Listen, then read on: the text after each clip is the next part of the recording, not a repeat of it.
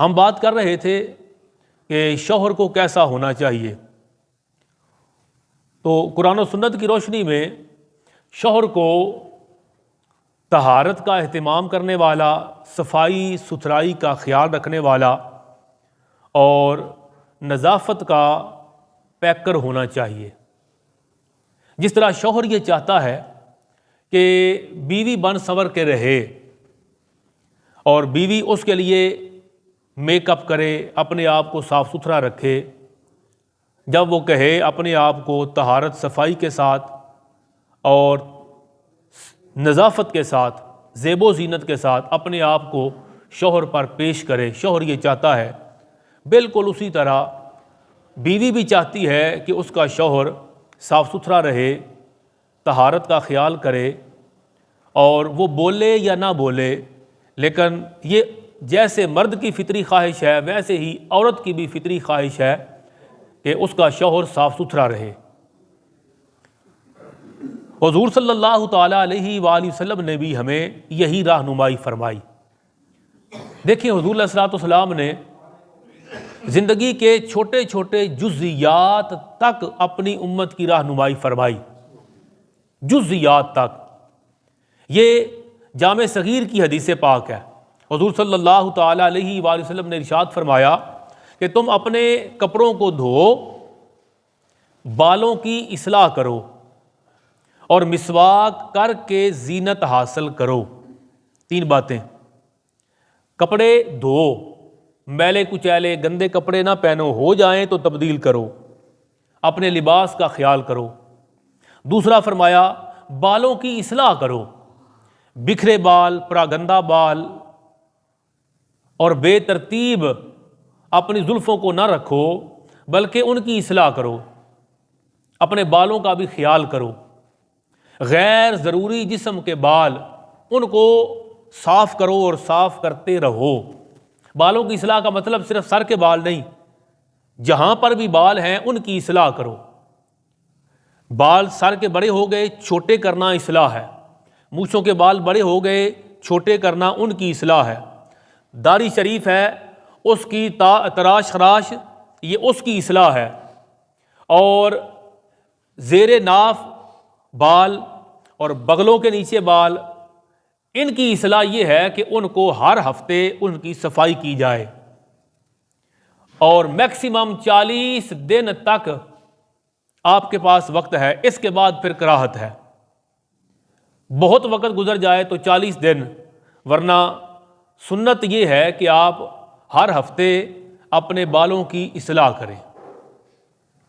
اب آپ کتنے ہی لوگوں کا چہرہ دیکھتے ہیں، یعنی ہم مرد ہیں، عورت کا، بیوی کا اپنے شوہر کے ساتھ انتہائی قربت کا تعلق ہے. ہمارا مرد کے ساتھ تو فقط گزرنے کا اور دور کا تعلق ہے. اس کے باوجود کبھی ایسا ہوتا ہے کہ کسی بندے کا چہرہ دیکھا جائے تو اس کے چہرے کے بال، اس کے کانوں کے اوپر بال، ناک کے اندر سے باہر نکلے ہوئے لمبے لمبے بال، اس کی مونچھیں لمبی اور اس کے بال جو اس کے منہ میں پڑ رہے ہیں.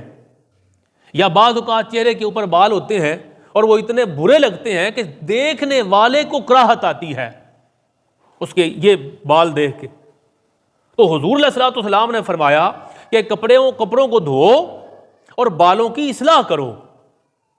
پھر تیسرا کام کیا کرو؟ تیسرا فرمایا مسواک کر کے زینت حاصل کرو. مسواک کرو یعنی فقط ظاہر سے اپنے آپ کو ستھرا نہ کرو، بلکہ اپنے دانتوں کو بھی صاف کرو اور ریگولر کرو، مسواک کا استعمال کرو.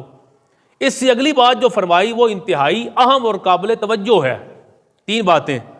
کپڑوں کو دھو کے رکھو، صاف ستھرا لباس پہنو، بالوں کی اصلاح کرو، جب جہاں بال بڑے ہو جائیں تو ان کی اصلاح کرو، صاف کرو انہیں، پھر مسواک کرو. اس کے بعد فرمایا کہ بنی اسرائیل ان چیزوں کا اہتمام نہیں کرتے تھے. بنی اسرائیل کے جو لوگ تھے وہ اس چیز کا اہتمام نہیں کرتے تھے. حضور علیہ الصلوۃ والسلام نے فرمایا اسی لیے ان کی عورتوں نے بدکاری کی. بڑی اہم بات، ان کی عورتوں نے، بنی اسرائیل کی عورتوں نے، ان کی بیویاں وہ بدکاری کی طرف اور زنا کی طرف متوجہ ہو گئیں. کیوں؟ حضور علیہ الصلوۃ والسلام نے فرمایا اس لیے کہ ان کے اپنے شوہر نہ کپڑے صاف پہنتے، نہ بالوں کا خیال کرتے، اور نہ وہ مسواک کر کے دانتوں کو صاف کرتے۔ تو زوجین کی قربت تو انتہا کی ہوتی ہے، میاں اور بیوی نے تو ایک جگہ پہ رہنا ہے، انتہائی قربت میں انہوں نے وقت گزارنا ہے، تو وہ کیسے ایک بیوی اس بات کو پسند کرے کہ چہرہ جس بندے کا دیکھنے کے قابل نہیں وہ اس کو اپنی قربت کیسے دے؟ اور اگر قربت کی اجازت دے بھی دے تو اس کے دل میں اس کے لیے محبت کیسے آئے گی جس کے منہ سے بو آ رہی ہے، جس کے چہرے کے بال اس کو بھدے لگ رہے ہیں اور اس کا دل نہیں کر رہا، خامند کے شوہر کے چہرے کو دیکھنے کو دل نہیں کر رہا، تو وہ کیسے اس کی قربت میں وہ محبت اور لذت فیل کرے گی؟ حضور علیہ الصلوۃ والسلام سے بڑا سچ کس نے بتانا ہے؟ ورنہ بنی اسرائیل کے لوگ صفائی کا خیال نہیں رکھتے تھے، ان کی عورتیں بدکار ہو گئیں، زنا میں مبتلا ہو گئی، شادی شدہ عورتیں اپنے شوہر کو چھوڑ کے کسی دوسرے شوہر کی طرف متوجہ ہوئیں اور اس کے ساتھ اپنا تعلق قائم کر لیا۔ کیوں؟ سادی بات ہے بھئی، اپنا شوہر گندا مندہ جب ہوگا تو پھر وہ عورت کسی صاف مرد کی طرف تو متوجہ ہوگی، خدا نہ خواستہ اگر وہ اعلیٰ درجے کی پاک صاف عورت نہیں ہے، اور یہ ہو چکا ہے بنی اسرائیل کے اندر۔ اور دوسری حدیث پاک یہ سنن ابو داود شریف کے اندر ہے، حضور علیہ السلام نے نا ایک بکھرے بالوں والے شخص کو دیکھا، فرمایا اس کو کوئی ایسی چیز نہیں ملتی جس سے بال سنوارے۔ کوئی بندہ گزرا، صحابی تھے ظاہر، دیکھا بکھرے بال ہیں، فرمایا اسے کوئی چیز نہیں ملتی، کنگھی، کوئی تیل جیسے اپنے بالوں کو ترتیب کرے ان کی۔ پھر ایک اور شخص کو دیکھا، اس کے کپڑے میلے کچیلے تھے، گندے کپڑے۔ اب دیکھیں سرکار کا جملہ، حضور پاک نے فرمایا کیا اسے پانی نہیں ملتا کہ جیسے یہ اپنے کپڑوں کو دھو لے؟ بھئی کپڑا نیا پہننا تو ہر کوئی افورڈ نہیں کر سکتا، لیکن صاف پہننا تو افورڈیبل ہے نا، پانی تو آپ کو فری میں اویلیبل ہے۔ حضور علیہ السلام نے فرمایا کہ کیا اس کو نہیں پانی ملتا کہ کپڑے صاف کر لے، دھو لے اپنے کپڑوں کو؟ حضور علیہ السلام نے گندے بالوں والے شخص کو اور گندے کپڑوں والے شخص کو ناپسند فرمایا، اور یہاں تک فرمایا کہ بنی اسرائیل کے اندر ان کی بیویاں بعض بدکاری کا شکار ہو گئیں کیونکہ ان کے شوہر اپنے جسم کو صاف نہیں رکھتے تھے۔ یہ ہمارے حاجی صاحب ہیں حمام والے، وہ مجھے بتا رہے تھے کہ ایک بڑا امیر آدمی ان کے پاس آیا، تھوڑی پرانی بات ہے، ان کے پاس آیا اور وہ کہتا ہے کہ چونکہ وہ کٹنگ وغیرہ کرتے ہیں تو ساتھ ساتھ وہ باتیں ہوتی رہتی ہیں۔ وہ کہتے ہیں کہ حاجی صاحب بتائیں، حمام والے کو وہ کہہ رہے تھے کہ پہلے پرجائی تو آڈی بڑے توجہ کر دیا ہی میرے حال، کوئی سمجھ نہیں آ رہی، کمائی میں تھوڑی نہیں کرتا، خرچہ اس کو کھلا دیتا ہوں، اور گھر میں کھانے کا ہمارے گھر میں کوئی کمی نہیں، کوٹھی بہترین، رہائش ہماری بہترین ہے، خرچہ اس کو دیتا ہوں، سب کچھ کرتا ہوں، مگر یہ سمجھ نہیں آ رہی کہ آہستہ آہستہ میں نے فیل کیا ہے کہ بھابھی آپ کی جو ہے، میری بیوی جو ہے، وہ مجھ سے دور ہوتی جا رہی ہے، اسے میری قربت کے اندر کوئی دلچسپی نہیں۔ حاجی صاحب کہتے ہیں میں نے کہا کہ وہ بھی حاجی صاحب ہی تھے، یعنی کوئی، کہا کہ حاجی صاحب ناراض نہ ہونا، یہ جس حالت میں آپ میرے پاس آئے ہیں بال صاف کرانے کے لیے، کٹنگ کے لیے، اور جتنے دنوں بعد آپ آئے ہیں، اس سے پہلے تو آپ گھر ہی میں تھے، مجھے کٹنگ کرتے ہوئے کراہت محسوس ہو رہی ہے، تو آپ کا ظاہر اگر اتنا بالوں کے ساتھ اتنا پراگندہ ہے کہ آپ کے بال اتنے بڑے ہیں، آپ کی مونچھیں اتنی بڑی ہیں، ناک کے اندر بال، وہ جب بال لمبا باہر آتا ہے دیکھنے والا مرد ہو تو اس کو کراہت محسوس ہوتی ہے، عورت اور زوجہ تو بہت قریب ہوتی ہے، اس کو تو مزید کراہت آئے گی۔ کانوں کے اوپر بال ہیں اور پتہ نہیں کہاں تک وہ جا رہے ہیں، اور آپ ان کو صاف اگر نہیں کرتے، پھر بغلوں کے نیچے ہیں، ناف کے نیچے بال ہیں، اگر آپ ان بالوں کو ہر ہفتے صاف نہیں کرتے اور وہ بال بڑھتے چلے جاتے ہیں تو جو بھی ان کو دیکھے گا وہ کراہت تو محسوس کرے گا، اور سب سے زیادہ تو آپ کو آپ کی زوجہ دیکھتی ہے، باقی لوگ تو آئے، اپنا مطلب کیا، کام کیا، بزنس کیا، چلے گئے، گھر والے زیادہ دیکھتے ہیں، تو لہٰذا آپ پر لازم ہے کہ آپ ہر ہفتے میرے پاس آیا کریں اور اپنی صفائی ستھرائی کا خیال رکھیں۔ بیوی نے صرف پیسے نہیں آپ سے، وہ ضرورت ہے گھر کی، صرف لباس نہیں آپ سے لینا، وہ بھی ضرورت ہے، اچھی رہائش آپ نے دے رکھی ہے، وہ بھی ضرورت ہے، لیکن بھائی صاحب کہتے ہیں کہ آپ صاف ستھرے رہیں۔ ایک باری میرے اس ٹوٹکے تے عمل تے کرو، وہ کہتے ہیں تو دیکھنا پھر کیا نتیجہ نکلتا ہے. وہ کہتے ہیں یار کوئی مسئلہ نہیں, ایویں سستی کیتی ہے, چلو سستی نہیں کروں گا. وہ ہر جمعے کے جمعے پھر وہ جب چھٹی ہوتی ہے اس سے پہلے آ جانا, انہوں نے صاف ستھرائی کرنا, اپنا خیال کرنا, انہوں نے بھی کوئی فشل کرنا, اس کی کوئی حالت بہتر کرنی.